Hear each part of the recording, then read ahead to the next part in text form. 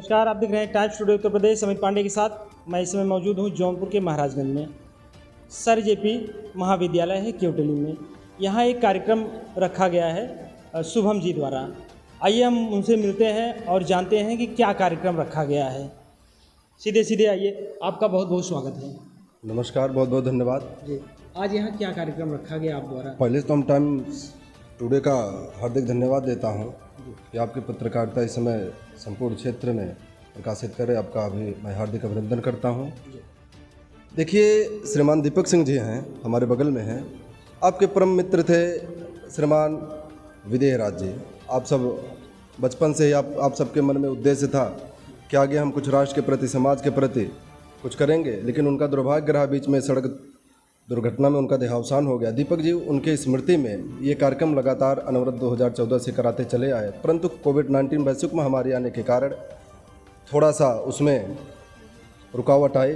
किंतु इस वर्ष संपूर्ण क्षेत्र के हमारे महाराजगंज में जितने भी शासकीय अशासकीय विद्यालय हैं, कोचिंग सेंटर हैं, उसमें सम्मानित प्रबंधकगण, शिक्षकगण लग करके आज यहाँ पर शिक्षक गोष्ठी हुआ, जिसमें 25 विद्यालय के शिक्षकगण, प्रधानाचार्यगण और प्रबंधकगण आए।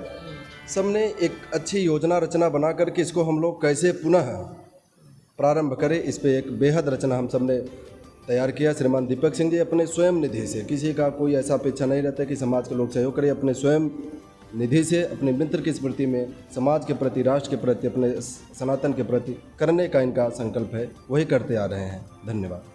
सबसे पहले आपके ट्रस्ट का क्या नाम है? आप काम कर रहे हैं? सबसे पहले तो हम आपको बहुत बहुत धन्यवाद देते हैं कि आप हमें कवर करने आए।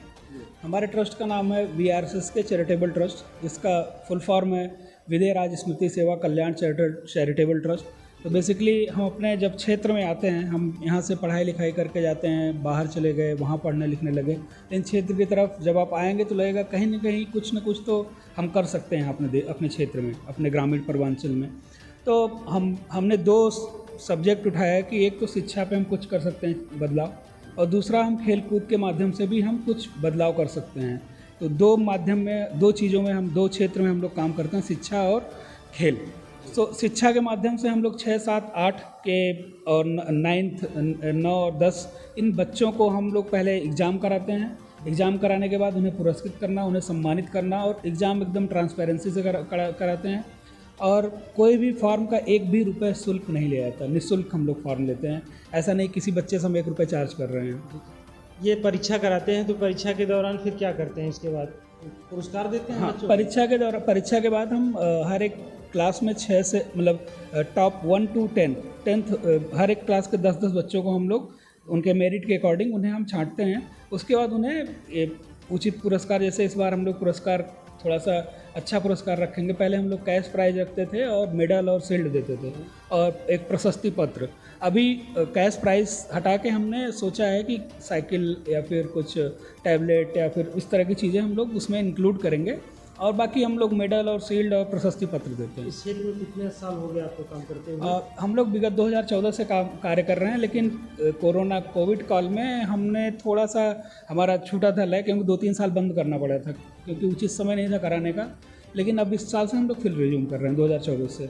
तो 2020 तक कराया, 3 साल हमारा गैप था, 21, 22, 23। अब 2024 से पुनः शुरू होगा। गरीब बच्चों के लिए क्या कोई और सुविधाएं दे? हाँ, गरीब बच्चों के लिए जैसे अभी हमने घोषणा नहीं की है, लेकिन हम लोग हर साल कम से कम 1-2 बच्चों को हमने, जैसे BCA कराया मैंने बच्चों को, और भी आगे भी यही प्लान है उनका, घोषणा न करके, लेकिन जैसे हमें जो समझ में आता है, हम लोग जिसका अभी एग्ज़ाम करा रहे हैं उसमें जो अच्छे बच्चे दिखते हैं तो उनको हम लोग सेलेक्ट करके कराते हैं। उनको फर्दर स्टडीज़ के लिए, जैसे अगर बीटेक करना चाह रहे हैं, फिर प्रोफेशनल स्टडीज़, उसमें पूरा उन्हें हेल्प करना। ये जो कार्य कर रहे हैं इसमें कहीं से कोई सहायता ले रहे हैं कि अपने थ्रू कर रहे हैं? अभी तो सारा हम अपने पैसे से करते हैं। अगर ऐसा नहीं है कि हम अपने पैसे से करते हैं सहायता के लिए, अगर कोई देना चाहता है तो हम स्वीकार करेंगे, लेकिन अभी तो हम सब अपने पैसे से कर रहे हैं, सारा अपने पैसे से कर रहे हैं। एक हमारी